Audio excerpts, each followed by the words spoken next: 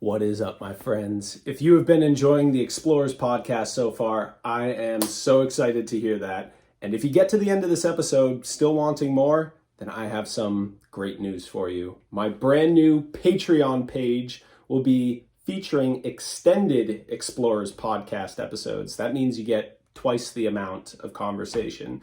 So if you're excited about that and you would also like unreleased Dreamshark music and patron exclusive merch, along with behind the scenes content, I will be providing that on my Patreon page. So go check it out. There are 2 tiers that you can sign up for. It's an amazing way for you guys to support my art and creativity, and it would mean the world to me to have you be a part of that community. So I'll see you in there. All right, this is episode 2 of the Explorers podcast. And today I have a very special guest, Dan Spano, who is the sole creator of Akkodha Music, which is a space rock, dreamy, ambient. It's a collection of a lot of different genres, but he is the mastermind behind it. I encourage everyone to go give it a listen. I think that it will put you into a world of bliss. And with that, I'm going to jump in and ask Dan some questions about his creative process with music, and just gonna get to know each other and talk about life too. So, Dan, it is amazing to have you on, and I'm excited for the conversation we're going to dig into here. Great to be here, and thanks for that intro. That's awesome, man. I really appreciate that. Yeah, absolutely. It's first for me, so. It's your first podcast? Yeah. It's my second, so it's new territory for both of us. But, okay. Hopefully this doesn't, like, drinking the beer picks up on the mic. I don't know what's getting picked up here. No, definitely emphasize every sip to. Oh, okay. Product placement. Okay. Yeah. So Dan, I have to ask. I did a little, social media stalking. I made sure to come in prepared here, and I see that you started on Instagram in 2018, but I figure there must have been some story up to that point. So that's my first question for you: is kind of what's the story so far? What happened before 2018, before Akkodha was finally kind of created? Okay. Yeah. So up until then, I was just constantly playing in bands.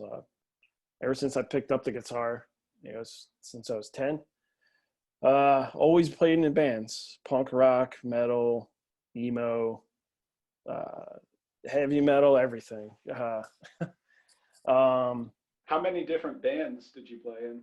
I don't know. I couldn't even tell you, man. It's just it's too many years, so much, too many bands, man. I mean, wow. Did you play a different instrument in every band, or guitar? Always guitar. Sometimes would switch off with bass. So guitar, mostly guitar, and sometimes bass. Yeah. Okay. Yeah, I was curious about that. I've seen you record guitar so much and post videos of that. I haven't seen so much of the bass, but I hear it in the song. So, unfortunately, that's the keyboard. Me playing on the keys. I'm trying to get some money this year to get like a Fender Precision bass. So it's like just a MIDI kind of bass tone. Yep. Nice. Which it works, but when you're plucking strings, you can't mimic that by hitting the keys like the thousand. Yeah, that's so true. Yeah, once it's like a very repetitive kind of plucky bit, somehow the MIDI doesn't quite cut it, huh? No, it sounds like crap, and yeah. So this year I'll definitely get myself a Fender Precision bass. And oh, nice. I love P basses. My bandmate of my old band in Massachusetts, he had one, and yeah, I love to just get my hands all over it. I've got a kind of cruddy one now. It's like an Ibanez. Nice. Cheapo thing.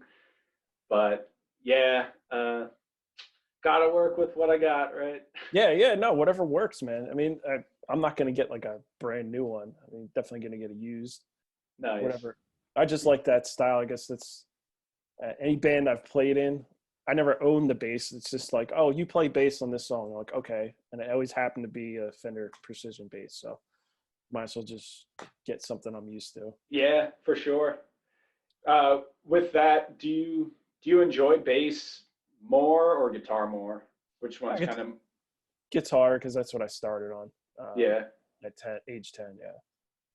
So I don't know about you. I always thought bass was more kind of dull and simple than guitar. Like you could do a whole lot less with it. But then in more recent years, I kind of grew to appreciate it in a totally different, more like rhythmic way. Like it can pump with the drums and it just kind of serves a whole different purpose. But I think ultimately, like having so much range on a guitar is really fun and like allows for more possibilities. But bass is pretty cool in its own right. It does its own special thing to kind of bring that that missing X factor to the song.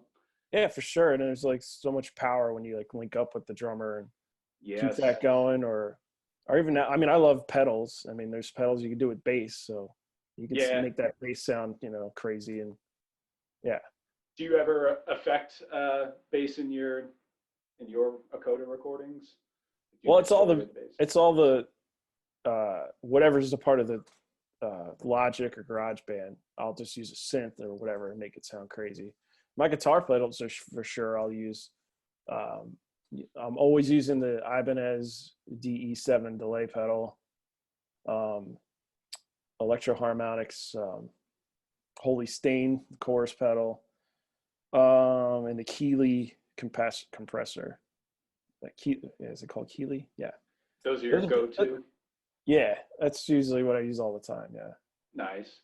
Yeah, I on the last episode, I was talking to another musician, and we were asking what pedals the other one couldn't live without. I said delay was mine. What about Of for course. you? Absolutely. Delay. Yeah, I mean, every song I probably have with guitar has delay on it. So yeah, I couldn't live without it. I love going over the repeats, doing that. Yeah. That's so fun.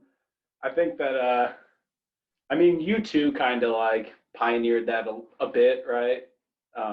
What's his name? The Edge. Yeah, he's got like a ridiculous pedal board. It's like, I don't know how he does it. Does he like levitate on top of it and he's on strings or something? And that is a great point. I got this vocal pedal and I feel like my feet are so clumsy. I hit the wrong buttons and change the key and like go to a different preset. And I don't know how people do it at a professional capacity. I feel like you have to have a pedal pusher for you to Yeah. like someone crawling around on their knees in a potato sack. I mean, when I was playing in bands and stuff like that, I'd be like, I have a total of, I think 10 or 12 pedals. And like, it's like tap dancing, trying to do it right. It really is. Yeah. If you got big shoes or big feet, it's kind of a pain in the ass. So Well, I'm waiting for one day when stuff can like levitate or something, be like, when there's no chords. It'd be cool, like when everything's perfectly chordless and like it just sounds good and amps are not heavy. I like levitation as a solution over cordlessness. That would be cool. Yeah, we have to figure it out at some point. It's gonna happen. I'm excited to dig into that. I won't jump around conversationally too much. I'll save all the alien talk for a little later, but perfect. But just know it's coming. No, but yeah, I'll lead up to what I was finishing saying. So I played in a bunch of bands, and up until 2018, I was in this one band with my friends, and it just fizzled out. There was no drama or nothing. It's just people had jobs or just lost interest and just fizzled out. I don't think we officially even said like, hey, we're breaking up. It just like it ended, and I don't know. It's just sitting at home and listening to music, and the one artist. It's such a tongue twister. It's I am I who am I. She's like a female singer from. I am I who am I? Yeah, it's like I am I who am. I'll have to maybe write it out for you. If you go on Google and just start typing her name, it pops up. But she's like real spacey, like weird pop, like I don't know. She's got an awesome voice. But I saw her videos on YouTube, and it was just her making like visuals with her music and just doing it on her own. Yeah. That gave me the inspiration. Like, why don't I just do it? I mean, I'm not doing vocals and stuff, but I'm always going to play music. So why not do it on my own? And I love getting visuals together with my music and posting that. And so that's how it started. And the artist name came from my cat. My cat's name's Akkodha. My wife named the cat, which it's a Buddhist term for freedom of ill will or hatred. So I'm not really religious, but it's just freedom of ill will or freedom from ill will and hatred. Yeah, freedom of ill will and hatred. It is freedom of. Yeah, yeah, freedom of ill will and hatred. I don't know why that makes my brain twist in a knot. For some reason, is there a difference between freedom from and freedom of? I feel like there is. All right, yeah, maybe I'm the definition wrong, but yeah, it's practically not just having hatred or ill will towards people. Yeah. Okay, I like that a lot. With some of those, like, what did you say? It was a Hindu or Buddhist? Buddhist, yeah. Buddhist phrase or something. Sometimes, like, the words do actually make a difference. Maybe it is freedom of. That's why I'm trying to pick it apart, and I'm thinking, like, what would that even actually mean? But maybe it is. Maybe it truly is that. So I didn't want to assume. No, I mean, I have to look it up, but that's basically the meaning. Yeah. That's awesome. I really like that. It sounds like you've given it a lot of thought, and even though it was sort of like, I really did just look at my cat. I'm like, what am I going to name myself? Akkodha. My cat was sitting right there, and then I typed it on Google because that's the one thing. Once you come up with a band name, somebody else has it already. Yeah. Luckily, nobody had that name. I was like, you got to be kidding me. Out of all the bands I played in, this is the easiest thing ever. The ultimate test there is, the Google search to see if anyone else nabbed it, or a Spotify search, I guess. Yeah. In today's world. But that's a cool story behind it. It's like this balance between sort of like, just sort of like, on the whim decision mixed with this kind of deep meaning. So I like that a lot. Yeah. And of course, I mean, I'll never, it's not like I'll never play in bands again. I would absolutely like to do that again. When things end, or, I mean, I have a 1-year-old daughter now. I mean, when she starts going to school, I can probably get away with doing that. My wife's a stay-at-home mom right now. So when things get back to normal and I'm like, hey, I'm going to leave Saturday and jam all day, I don't think that would fly. I'd be in trouble. Oh, no. Because she needs, a break. So. Yeah, I'm about to know all too well, but I don't know yet. So. I know, yeah. What's the date? So yeah, I become a dad officially in a little less than 2 months on March 17th, or maybe it's pretty much exactly 2 months in a couple days. So yeah, man, I'll be reaching out for tips and stuff. But maybe for anyone listening to this right now who's in a similar boat with us, maybe you can explain some of the juggling of trying to do your art and your creation while being a dad, and giving your family the necessary attention that they need. Like, how do you find that balance? I think I know a little bit about it, that you kind of utilize the night, but I'd love to hear more about what works, and then what you where the pitfalls are, where maybe like other people should be aware of something you've learned. Well, yeah, I mean, it's going to be awesome, man. I mean, nothing can prepare you for it. So I'm happy for you. Thank you. I guess, it all depends on how your baby is when it first starts out. I mean, she wasn't much sleep in the beginning, but well, I'm lucky she sleeps through the night now. So really, that's when I really work. I mean, beforehand, that's really when I could concentrate anyway. Usually when, I don't know, things quiet down, like the TV's not on and it's just me, and just things are quiet. But yeah, usually it's always at nighttime when she goes down after 8 o'clock. The pitfalls is well, I don't know. I guess it's different with people. I procrastinate, so I'll sit there and be like, I'm gonna start playing music, and then I'll see something on my phone or something's on TV, or my latest thing is where I play music. It's usually supposed to be upstairs, but that's next to her bedroom, so I have to move all the stuff downstairs. So I have everything in the dining room. I just have to stuff it in the corner so she doesn't wreck shop every day when she's away. So that's the one just pitfalls is getting up, grabbing all the stuff, putting setting it all up. If I always just got to fight to get past that, and then I'm good. Okay, so if I could kind of recap that, you're saying that one, lugging all the gear out when it's been all put away sort of makes it a little less accessible, so it can kind of like deter that motivation to pull it all out, plug everything in. And then the other thing you mentioned that stood out to me, oh shoot, now it's already flown away from my mind. Like procrastinating, just like sitting there like, oh, I'm going to play music, and then you get distracted. Yes, I thought about, when you said that, it made me think, ooh, maybe I'll be better off if I know what I'm doing before going into it, if I have just a plan for that evening or something. So maybe when I'm in that situation and I'm kind of secluded to just the nighttime, probably for me, I'll do the same thing and be procrastinating or distracted, or like, oh, the ideas aren't coming to me. Maybe it would be best to just pencil in on my calendar, like, work on only the drums tonight, or only the bass, or something like that, or just record it for this song and listen to it in the morning, see how it was.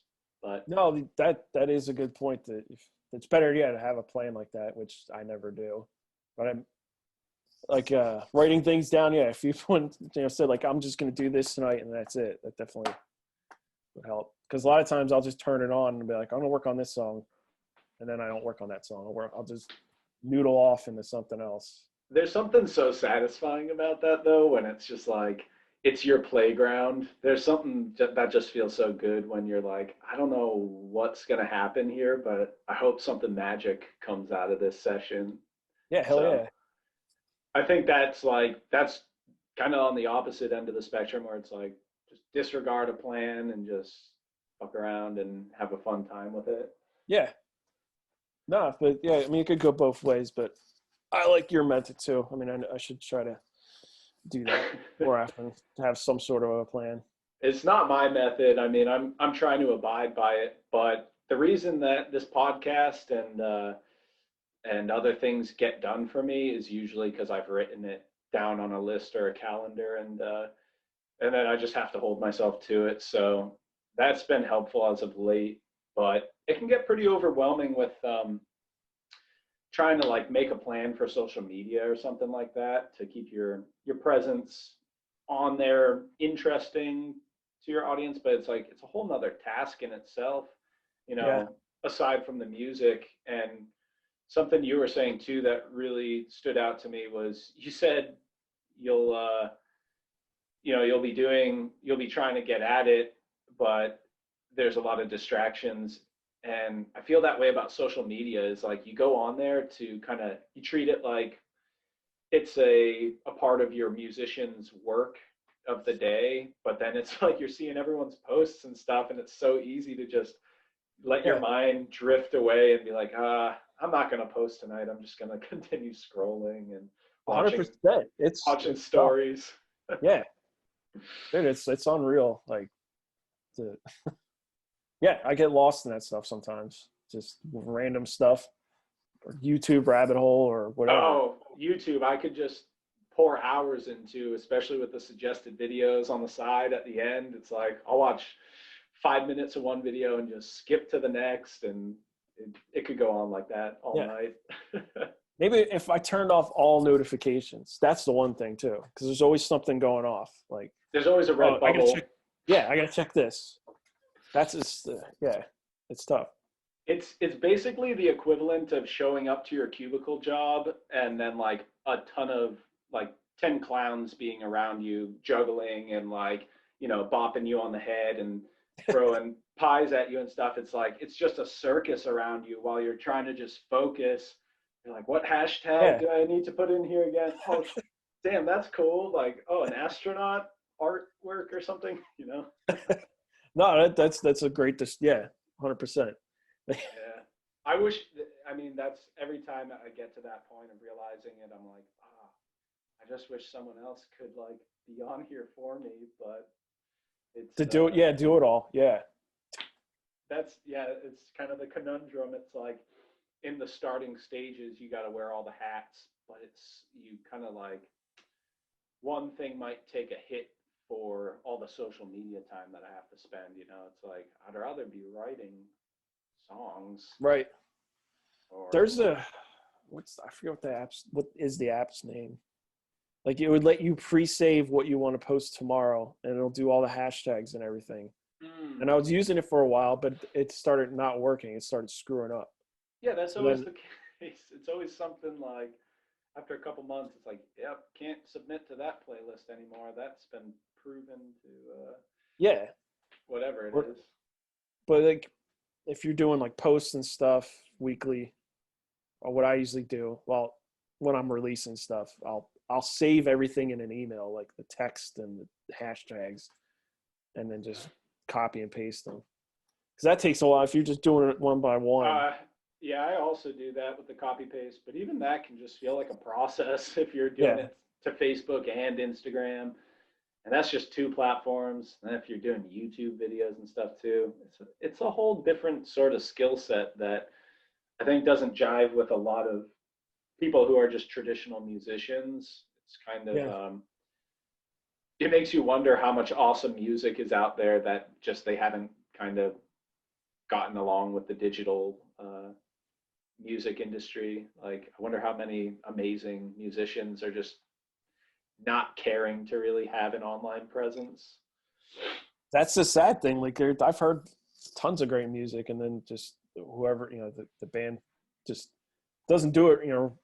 Yeah, like you said, doesn't jive with the social media or getting the stuff out there. And it's not like everybody can, because it's a lot of hard work, and it sucks sometimes. Yeah. Do you think if you had somebody doing that for you, that your mind would feel more freed up to just start busting out more music? Yeah, definitely, especially with the whole playlist grind. Just Yeah. trying to get. I mean, that's the thing. I mean, it really does work submitting your music to playlists, and there's like so many avenues you can go with that, and it's like every day I'm just trying to stay on top of that and just keep it going. So if somebody else was doing that, that would be awesome. Yeah. How many hours do you think that would free up for you in, say, a 1 week? Well, what does my iPhone say at the end of the week? It says you spent 5 hours a day on this thing. So probably that most of that time when I'm on the phone, I'm submitting the playlist. So, Wow. or well, maybe not that whole time, but let's say Yeah. 3 hours each day. So it would save me 3 hours each day, which is most of the time of what I'll spend at night when my daughter goes to sleep, playing music. So if somebody else is doing that, yeah, that would be awesome.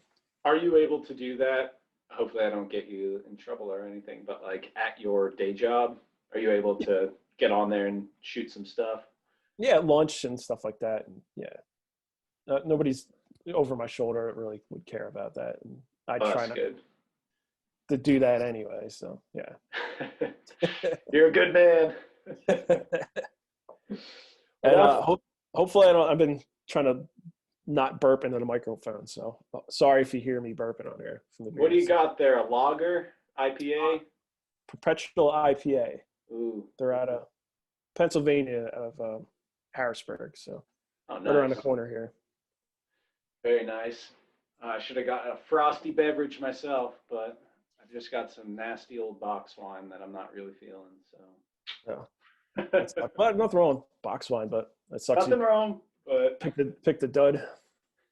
it's just really old. So, Oh, and I had one terrible experience with box wine. My wife, well, it was a great experience actually, but it ended with throwing up. So you know how that oh, goes.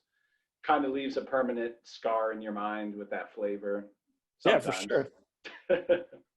Yeah, like Jose Cuervo for me. So Yeah. never again. With my wife and I, we bought the bagged wine, and we like put it in our sweatshirt, and it was a snow apocalypse here in Portland. They don't really plow the roads here. They're not equipped for it since it usually just rains. So we were coated in snow, and we just decided to walk down the road and drink our bagged wine in this kind of desolate, snowy apocalypse. Like the streets were just, blanketed. Oh, well, you're pretty familiar with it, right? In Pennsylvania. But Well, they're yeah, kind of, we get a lot of snow here. I thought for Portland, you guys would get at least snow. I know it rains there. I mean, I've been there once, oh, okay. but I figured you guys are up there. You get snow. Mostly just rain for the winter, but yeah, they're just not really equipped to deal with it. So when it does snow heavy, it's like it looks. I mean, like people just abandon their cars on the highway. Like it's insane. I mean, I was uh, swerving and skidding, like if you hit the brakes on snow and you just start to kind of drift. Yeah, It was like a continuous. It reminded me of being in like Mario Kart, where you're like you have to like drift to get extra speed. But there were people just out of their car in the middle of the highway, putting chains on their tires or just stuck in all sorts of different spots. So it was really pretty dangerous. But I was like swerving in between them, like snaking in between all these pedestrians out in the middle of the highway.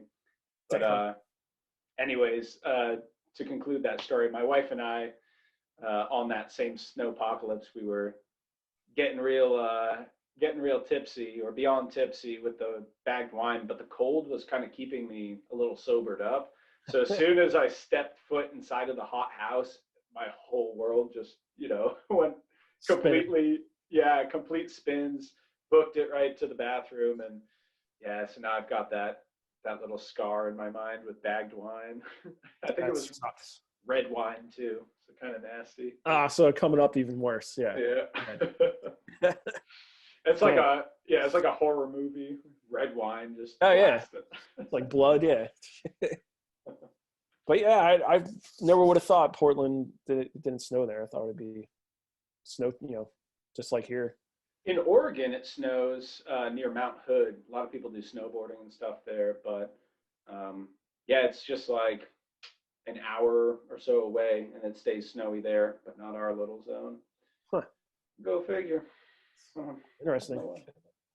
What on that note, did you ever do snowboarding or skateboarding? Yeah, both. I not now skateboarding. I don't want to hurt myself. But yeah, when I was younger, I can ollie and do a partial kick flip. I wasn't the best. It was just mostly riding around and going around Philadelphia with my friends and stuff like that, and nice. dropping in on a small half pipe, but I wasn't anything crazy. There you go.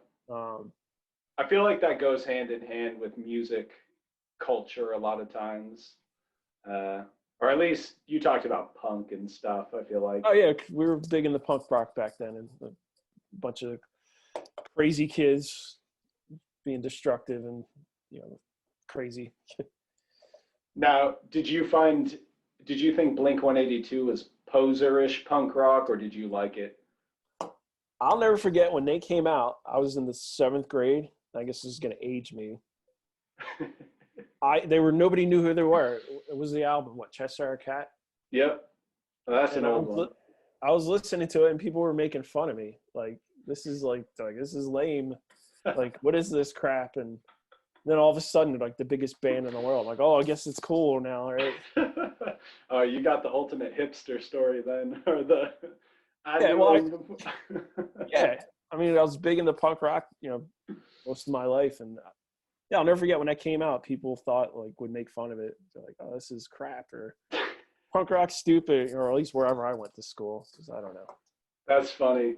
Yeah, I think that it it is pretty. It hasn't aged great. The sound of those early Blink 182 recordings, like Cheshire Cat and Buddha and Dude Ranch. I mean, that one's all right. That's like starting to get more studio polished or whatever. But I think the fact that they did play so badly live and were such like novice musicians made it so appealing to me, and my older brother like really got me into them, and it just made it easy to learn guitar riffs and be like, hey, I can play sort of.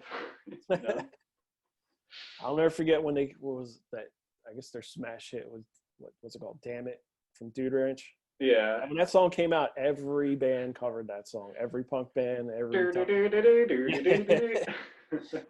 show you'd hear that song. And the one band I played in, yeah, we were guilty. We did it once or twice. We mostly covered Pennywise. Oh, Pennywise. Wow, man, you're probably the only person who I've heard make reference to Pennywise ever. But I used to listen to them in NoFX so much, kind of that punk rock loving era. But Yeah, NoFX is definitely one of my faves. They were like probably the first punk band I got into was NoFX. what's one of Pennywise's bigger songs? Bro Him. I mean, hell, they used to play that at some like arenas. Like actually, the Flyers, the Philadelphia Flyers, when they used to score a goal, they would play part of Bro Him. Oh, oh, they have the Test of the Emergency Broadcast. Is that one of their bigger songs? Oh, This is only a test of the emergency broadcast system. yeah. What the heck is that? It's called Western State of Mind? Going blank here. Yeah, you're activating the old archives of my mind here. Long forgotten about Pennywise. Speaking of Pennywise, are you a fan of It or Stephen King? Yeah, I like the remake. I thought it was cool. Yeah. Did you like one or two better? I think one. Yeah, because it was just so new and different spin on some things, and yeah. But I thought they did a good job. I ain't hating on it. I liked it too. It kind of had that more crisp kind of horror style, I guess. It's hard to really put words to it, but you know what I mean? It kind of had that more in your face, crisp sort of aesthetic to it. Yeah. Almost like movies like Drag You to Hell or Drag Me to Hell. That movie's pretty brutal. That's a gruesome movie, man. That's crazy. But I really got it after watching that. I wasn't really into horror movies at all, and my wife and I saw it at a theater during the daytime, mind you, and both of us were such non-horror people that we both exited the theater with like such a massive headache. Both of us were so like just not like disturbed by it, but like there was no relief throughout the whole plot, and I wasn't used to that, so I just had a terrible headache at the end of it. But since then, I've kind of gotten a little more warmed up to like horror flicks. But that one in particular, I really enjoyed researching the backstory about the deadlights and the aliens. You know, how Pennywise is like some ancient being or something like that. He's a swallower of worlds or whatever he says. Like, is that what it is? He says like I'm the swallower of planets or something. Yeah, but I did like that too. How they did like a flashback to like when he first got there. I feel like the movie probably didn't cover it as extensively as some like the book or whatever, but I did really dig that concept, like how his true self is just those three orbs in his mouth, those like glowing deadlight things. Yeah, that's pretty wild. I didn't read the book though. I didn't either. Movies. But Stephen King's he's an amazing. I like the other one that just came out. Which one? Oh, Dr. Sleep that just came out, or maybe the last few years. It's like a sequel to The Shining. Oh, okay. I hadn't heard of that at all. Doctor Sleep is what it's called. Dr. Sleep, yeah. Interesting. Have you ever listened to Stephen King talk about a little bit of his process of writing his books? No. It's pretty interesting. He has an audio book on it called On Writing, but it's really interesting to listen to someone with a totally different artistic or creative discipline talk about their process, and then you apply it to maybe something like music. There's some really cool parallels between what he talks about, which is part of kind of why, it's why I'm so enthusiastic to interview all sorts of different people, because, all these different guests that I hope to have are explorers of different realms, and everyone kind of has their own path that they're kind of blazing and carving out and exploring. So yeah, on that note, I want to kind of dig in a little bit more about your personal creative process, if you don't mind. Okay. Usually I'll just hear something in my head throughout the day, and I work, and I'll just go home and try to recreate it. What I heard. What's in my head throughout the day. When you hear something in your head, do you record a voice memo of it? How do you make sure that you haven't lost like the nuances? I should do that. No, I try to just remember what's in my head.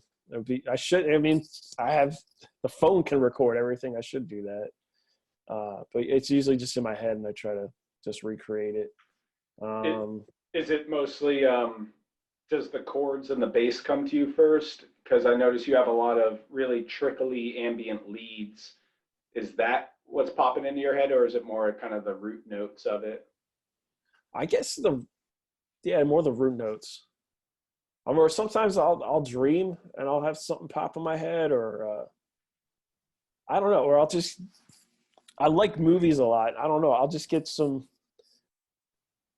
I'll hear like an idea for like a song, and then I'll pop in my head like what the music video or like a movie would be to it, and like putting imagery to it. It's always like combining those two. Interesting. I always see that in my head. So would you say that visuals inspire music and vice versa for you? Music inspires visuals. They're always kind of together.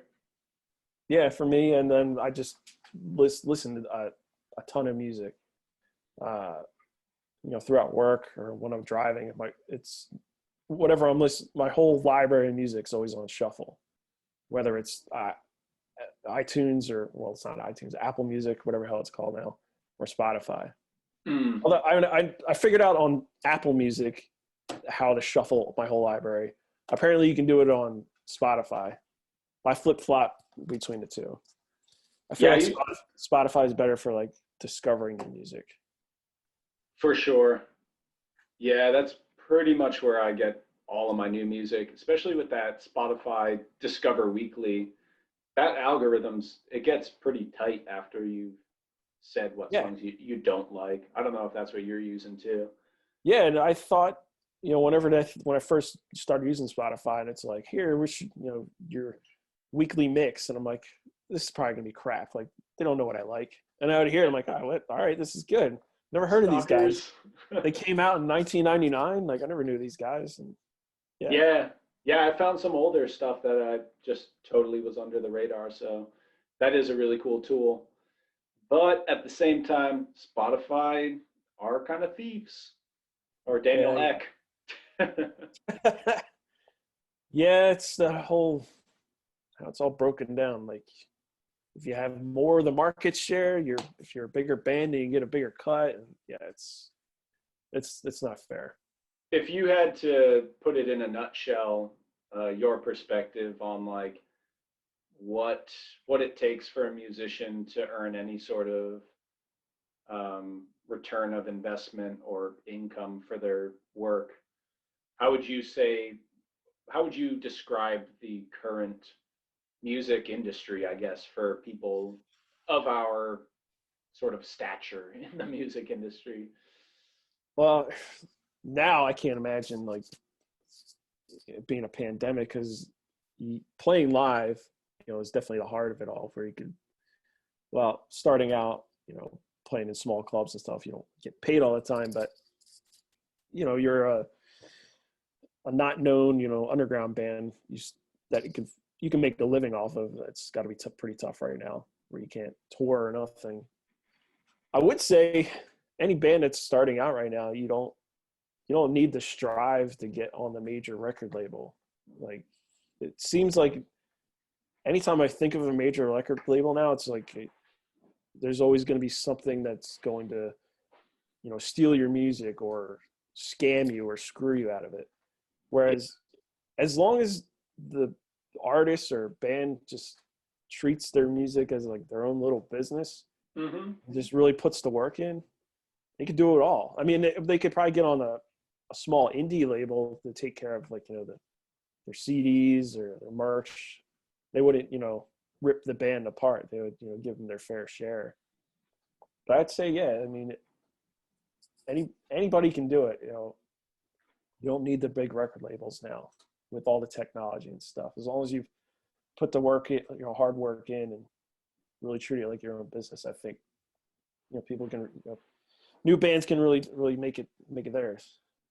I think that's such a good point, Dan. I mean, I think that exactly what you said is a perfect summary, that you should just treat it like your own business, because, I mean, at the end of the day, when you're putting all that work in just for the label to leech off of all your hard work, it's like, why don't you just maintain ownership over it, right? Right. You're ultimately going to probably have to put in hard work both ways. One probably just has a slower startup, which is not using the label's assistance. I guess that's a little bit of like a jump start, but it almost seems like a curse that comes back to haunt most artists who sign. Yeah, like there's horror stories, like, I read them all the time. Like, they can't play this music until they pay off this, or they lost the rights to their music. And it's like, I can't imagine if that happened. Like, somebody said, like, this song you wrote, like, isn't yours anymore. I own it. Like, that would kill me. Yeah, it's probably, I wonder how disenchanting it is for, big pop stars and stuff, where it's just their music just becomes such a product and no longer feels like art to them. I wonder if that's a really defeating feeling, to get caught up in that world and suddenly you've lost all control of what you were creating. I would be pretty bummed if that was the case for me. Yeah, like, I can't imagine somebody at that level, and they're like trying to write a song, and all of a sudden the manager's like, well, we need to bring XYZ producer in here and they need to fix it. And it's like, no. Yeah. I'm writing this song, I'm going to do it this way. Like, that'd be a bummer for sure. Yeah, I think there's a fine sliver of musicians who are able to kind of walk that fine line of being their own business, making their own decisions, still being bold and like being artistic and breaking new ground. But it seems like for the most part you have the signed artists, and then you have this pool of little known artists who maybe won't push themselves creatively or do the marketing necessary to get themselves heard. And then there's just such a thin sliver of people who can not take the label money but not exist in sort of obscurity over here. Yeah, I mean, that's the one thing that the labels pull you in on, the advance. Like, we're going to give you all this money up front, and then you sign away, you don't know what's on the back end. And yeah. But I mean, how hard would it be for you to turn that down if tomorrow Capitol Records was like, Dan, we got $100,000 advance for you for the year. As long as you spend that responsibly, the rest is yours or whatever. And then you're like, oh, damn, like, I'm locked in for 5 years, but this is making my dreams come true in a way. So especially nowadays, that'd be tempting for a lot of musicians. Yeah, I think the worst though would just be if you did that and then they changed your sound entirely. I think that would just How I like, do you think certain artists have that happen to them and then they're just like frowning on stage every night and then the label's like, all right, just cut them loose or something? Or Yeah, for sure. I mean, that's why I could never play in a cover band. Like, my friends would always say, like, oh, we can make some side money and be in a cover band. Like, I wouldn't enjoy that. Like, yeah, I feel the same way. like, sure, someone would make good money and all, but I couldn't. I Yeah. couldn't get up there and play, Journey, every night, and Or like, do the wedding band stuff. yeah, Sweet Caroline. yeah, Boo, every night, boo, boo. put a smile on. No, I couldn't. I couldn't do that. Um, a little. I had another question buzzing in my head about your writing process.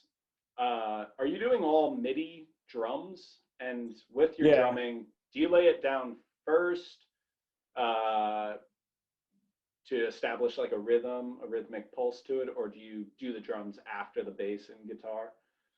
It depends. Like, so sometimes now to switch things up, to do new stuff, to challenge myself, I'll just pick a tempo, and usually to have the metronome, I'll listen to that and come up with a basic beat and then write something to it.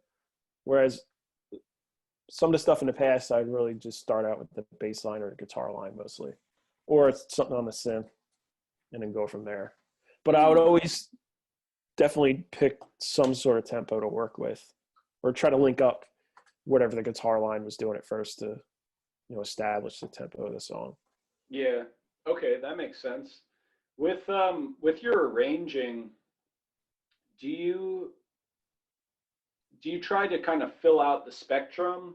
Do you think of things in terms of low frequency, mid frequency, high frequency, or do you address it in a totally different way where you're sort of piecing these puzzle pieces together, these different tracks? Uh, it's kind of as I go. I mean, some of the stuff I have is just like linear. It just goes, that way and that's it. Or I'll just think of like, okay, this should be like the intro, and then this should be the verse, and then chorus, and then bridge, and then outro. Like, I'll try to build it that way. How do you, I guess I'm asking like on, in terms of the tracks, the stack of tracks, like how do you know when you need to add another track? Like when do you know this is not full enough, or Oh, what do you base that on? uh, nothing, really nothing. Just my own ears, just listening to it, and like, this needs more. It sounds empty. Yeah, and With then what? sometimes, or go ahead. No, no, you go ahead.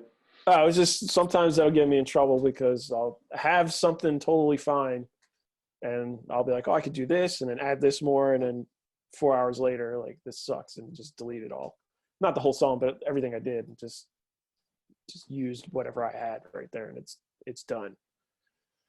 Do you find that when you're writing a song from scratch, uh, do you end up revisiting a lot of old sort of scratch demo type things, or do you, for the most part, get the bulk of the work done in that first session if you're feeling, pretty inspired? Yeah. So I have a lot of riffs, tons of riffs that I haven't used, and I'll try to bring them back. Like, it's my last album, Escape,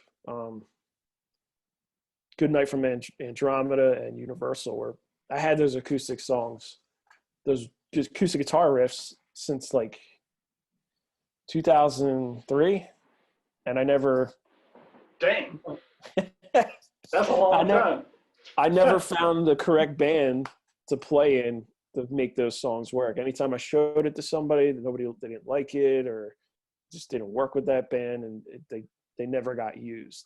So now I've made a point now to get them recorded and do something with them.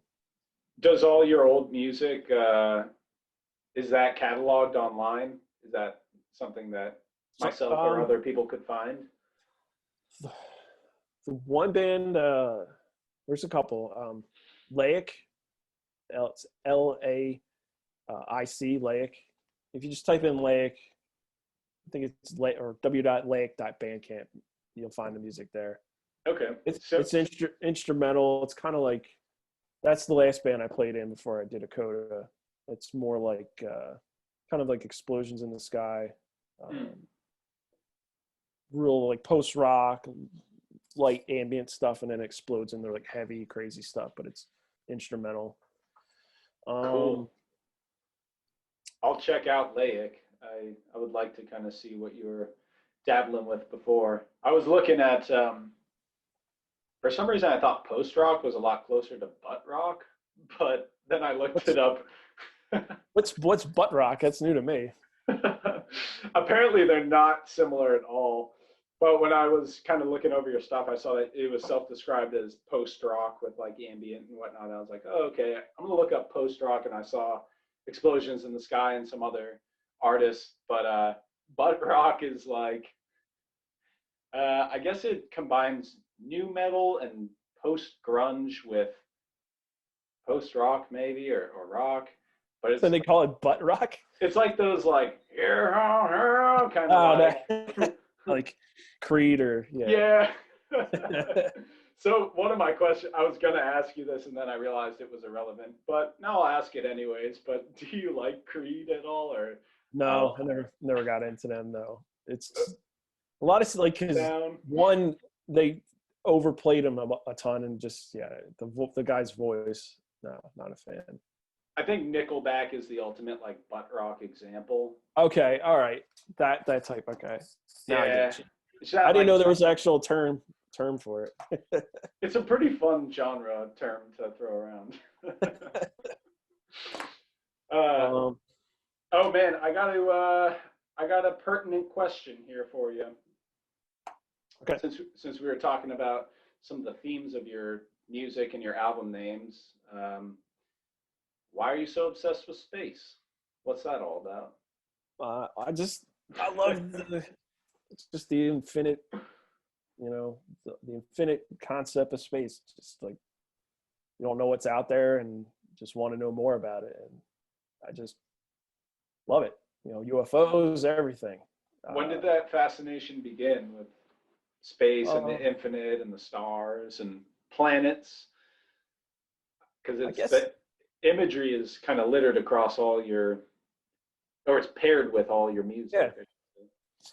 Yeah, I mean, that's some of the things I'll think of when writing music, or I guess as a kid, just learning about it in science class, it just started from there. Can you tell me like a distinct memory you have as a kid where space really stood out to you, and kind of why? Let's see. I think it was the fact that just the planet Saturn, and just the way Saturn looks, and just everything about it. I think that just really jolted me, because it just looks so wild and just crazy. And then even more, like recently, like I didn't know Saturn and I think Jupiter, they have like at each pole, they have that hexagon shape, which is like wild. On each, like the top, each pole of those planets, they have this weird hexagon shape. I didn't know that. Yeah. What is it? A hexagonal storm of some sort? Yeah, it's something like their atmosphere it's moving like that, and it forms. It looks like a hexagon. That's so interesting. I'm fascinated by patterns in nature, and I think the whole geometric recurrence and fractaling in nature is so fascinating. So you saying that definitely has piqued my interest. Like, why a hexagon? Why is that happening? Like, right. What is it? The Fibonacci sequence, or no? Yep. Yeah. I mean, that's part of all that sacred geometry, right? Yeah, that's wild. Like that, how that shows up in nature, or even the planet Saturn. Yeah. When you were a kid and you were thinking about Saturn, just what about it? Was it its ring that just like... Yeah, it's the first and foremost. Yeah, the ring. It's just like there's no other planets like in our solar system that look like that. And it's I always thought it'd be cool, if Earth was like that, or or to go there and see what it is. You would want to see the ring from the surface, like looking up. Yeah, like or walking across the sky. If you could walk on it, it'd be cool. Oh yeah. Yeah. What is I don't think you can. I don't know what it is. If it's like just debris or whatever. Yeah, it's all just like dust in Yes. in a thin line, basically, right? Yeah. Pardon me for a second. Oh, It's all good. my nose is itching like crazy. Try not to pick it on screen here. It's all good. I'm trying not to burp, so Oh, I'm silently burping. So my body's betraying me. Um, on that topic of space, I said I would reserve this for this podcast, so I got to get into it since we've already exchanged quite a few words on the subject of unidentified aerial phenomena, unidentified flying objects, anomalous aerial vehicles. You know, the whole mysterious things in the sky. Ben and I have talked quite a bit about this subject, but I would love to get into it on here with you. So sure. I like to just start with this question because I feel like it's specific and direct, and I'm a little tired of getting the response of, "Hey, I believe anything's possible," because it's just so vague and doesn't really force you to To be like definitely say like yes or yeah no.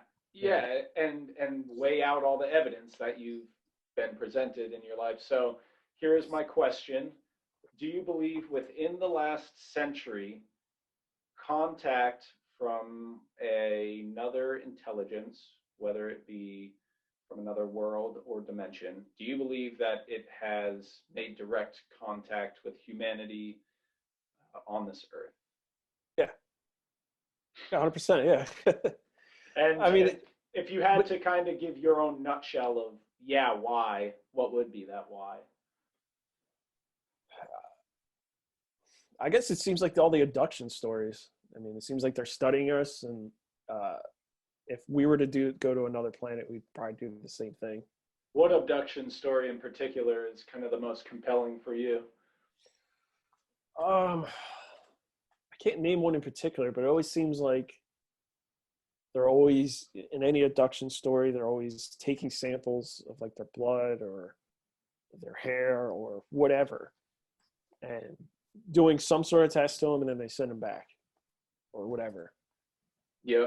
Have you ever heard of or implants? Like they'll put implants in people, and those are weird stories. They'll pull something out of somebody, and it's like a weird little chip, or I don't even know. Like metallic something or another? yeah, yeah, Yeah. Have you heard of the Travis Walton abduction story? yeah. Fire in the Sky. Yeah, that one's pretty Yeah. wild.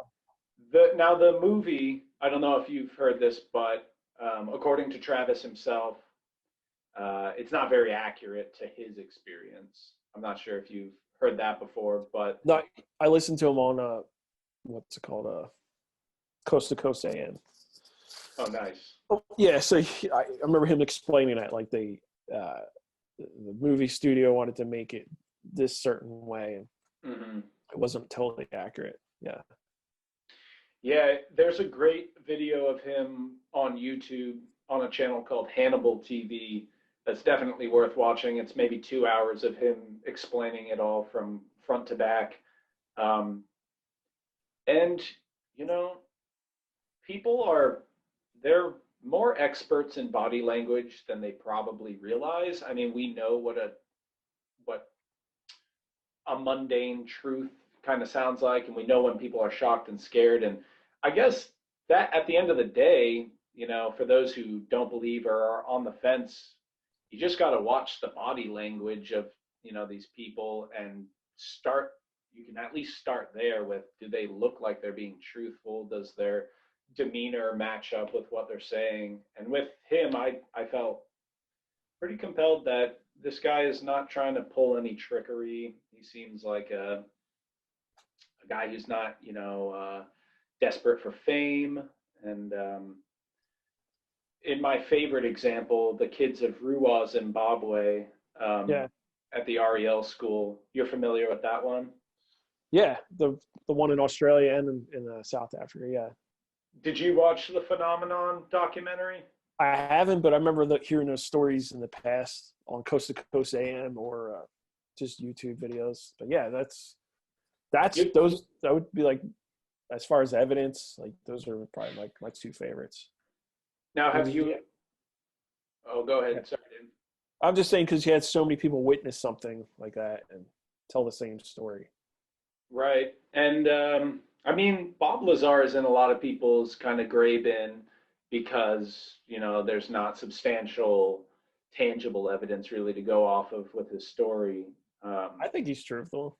I do too, or at least I'm mostly there, 90%. But for the most part, every time I watch it, I'm like, I'm 100%. And then as sort of maybe my mind gets a little clouded by the Reddit's perception of who's credible and who's not, Yeah. that sort of thing. But yeah, if you haven't seen The Children Talk, I'm sure you'll really love that one. But it's so fascinating, the things that they say. And since we're both kind of on the same page about, all right, we both believe this phenomenon is occurring. If you had to take a stab at it, what do you think? What's the meaning of it?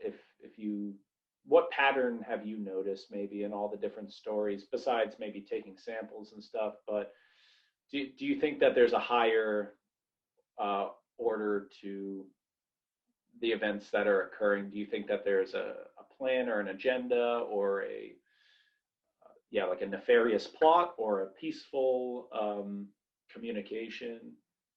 I don't know. I mean, because it sounds like, I don't know if they're all the same group of people coming or beings coming here, or it's different ones coming, or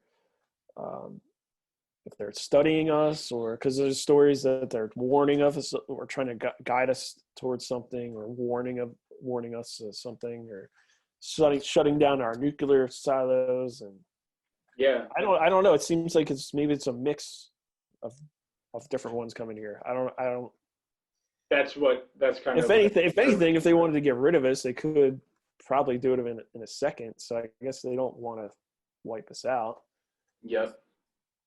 Yeah, that seems to be people's general feel on the situation is, well, we would have been wiped out by now if that was really a desire. So, and then that thing about the nuclear intervention with shutting down the silos. I mean, there's sort of an implied message in there, right? Yeah. And that implied message is, we don't want you toying around with this stuff, right? Yeah, we don't want you, destroying the planet.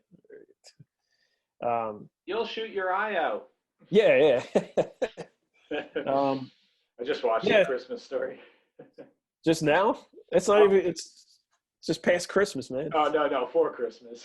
Oh yeah, well, of course. That's why it was on my mind. But 24-hour, marathon. Yeah.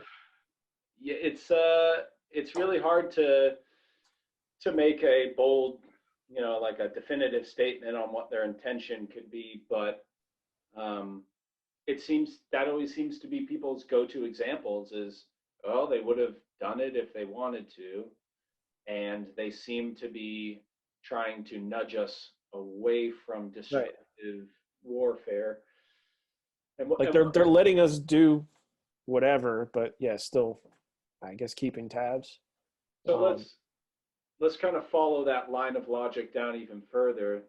So if they are trying to keep us from being so hostile and violent, why do you think that they're guiding us evolutionarily? Do you think that we're kind of crescendoing up to some point where maybe our consciousness will sort of flip into this new way of interfacing with reality?